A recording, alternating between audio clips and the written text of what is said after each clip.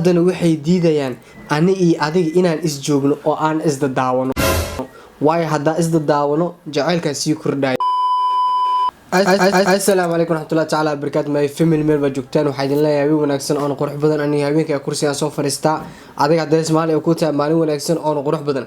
haddii habeen ay ku tahay sida aniga oo kale waxaan ku leeyahay habeen wanaagsan oo qurux badan. waxaan ka codsanayaa channelka inaad subscribe iyo share like inaad dhahdid, share inaad dhahdid asxaabtaada ala wadaag. waayo adiga xaggaaga waxba kama aha, laakiin aniga waxay ii noqonaysaa dhiirigelin habeen walba hortaadan ka soo muuqanaya. waayahay caawa waxaan idin wadaa hees cusub oo soo qaaday alfanaan Xariir Axmed.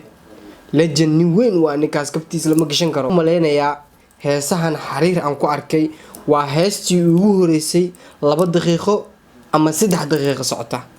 waayahay heesta magaceeda waxaa la dhahaa Farxadeeni weeye. ereyada waxaa sameeyay laxankana saaray Kobciye.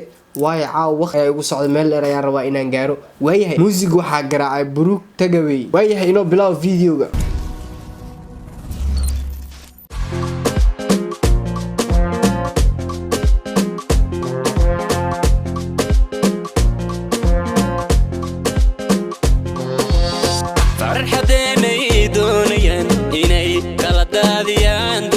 farxadeena ay doonayaan inay kala daadiyaan, ani adiga inay naga kala dhigaan laba qof oo kala meel kala joogo.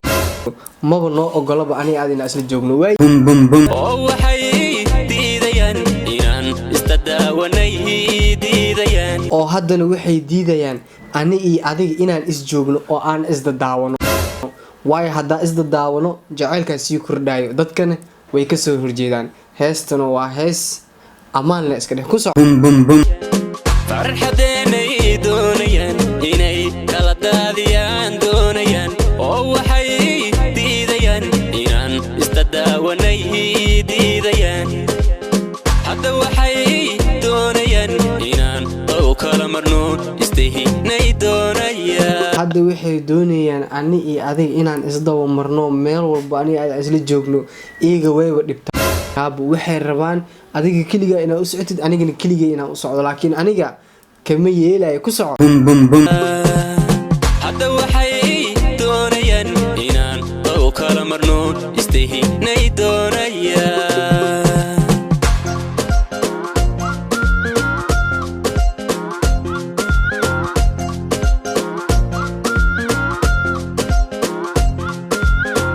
waxay diidayaan dunida aan ku jeclahay, waxay diidayaan kasta yarista ah aan aniga dunida aan ku jeclahay oo la'aantaada aan ka noolaan karin. dadaabo rabinbo ani adiga inaan is jeclaano, xiriir naga dhaxeeyo, aan is fiirsano.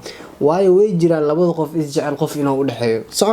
inaan dumar kula simay maxaan doonayaa. waxay diidayaan inaan kula dhaqmo sida ani adiga jacaylka naga dhaxeeyo, ee waxay rabaan inaan adiga ka dhigo ani adiga waxba naga dhaxeeynin. waayahay dadkan nacabkii dunida aan ku jeclahay ayay diidayaan. dadkan oo dhan waxay diidayaan kastii riska ah aan nacabka aniga adiga aan ku jeclahay oo aan ka maarmi karin. qof walba marka uu isku arkabo wax kale oo soo sheega. doonayaan inaan dumar kula simay maxaan doonayaa. waxay diidayaan dunida aan ku jeclahay, waxay diidayaan kastii rista anigu dunida aan ku jeclahay. iyagana waxay doonayaan ani adiga inay kala fogeeyaan. taasna ma suurtagal ah. jawaabta inaan dumar kula simay maxaan doonayaa. dadkan nacabkii dunida aan ku jeclahay ayay diidayaan. waxay doonayaan inaan dumar kula simay maxaan doonayaa. waa diradirkooda, micnaha waa iyaga siday jecel yihiin, laakiin adiga ha maqlino. waxaa ka naqanaysaa qof banaanka ka taagan. iyagana waxay rabaan ha iska dhahaan, adigana aniga kaliya la isoo fiiro. okay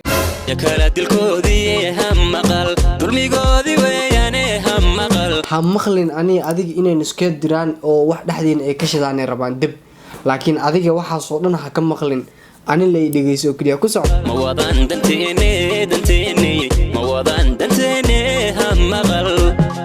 ma wadaan waxa ani adiga danteena ah, adiga laakiin haba maqlinba ha dhegeysanin. haddiiba qofka ani adiga danteena ay wadin maxay naga dhex sameynayaan waa khalad ha dhegaysanin oo meel iska dhig waayahay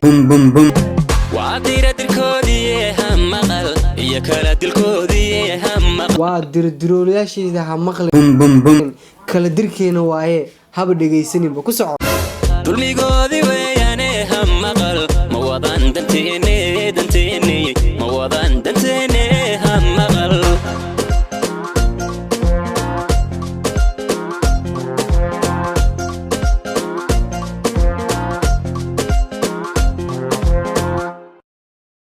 waayahay heestina meesha ayay noogu dhamaatay Legend Xariir Axmed horta markii aniga aan ka hadlo xaqiiqada Xariir Axmed waa fanaanka kaliya aniga shakhsigeyga xitaa aan ka taageero ninkan kabtiis lama gashan karo heesiisa hataa waa heeso murti leh qofka dhageysan karo xitaa marmar qaarkiis waxaan arkaa dad waaweyn ah oo Xariir Axmed dhageysanayaan haddii aad u baahan tahay nolosha inaad horumar ka gaartid waa inaad adiga horumar walba horumarka aartid isgaarsiisa balanteenuna waa inuu horumarkiis isgaarsiiyaa tan iyo mar kale aan ku kulmi doonana sidaas iyo nabadgelyo farxadeenay doonayaan inay